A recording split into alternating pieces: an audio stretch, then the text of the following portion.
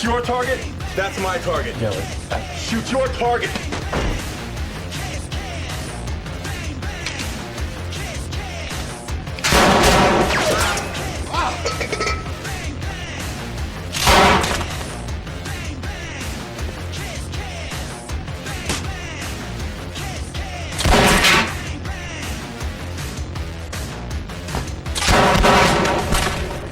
There's always something behind. You think I'm deaf, dumb, and blind. A loving word and then you go bang, bang. A whisper heard and then you go.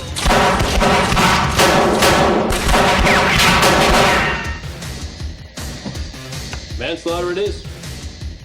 Yeah.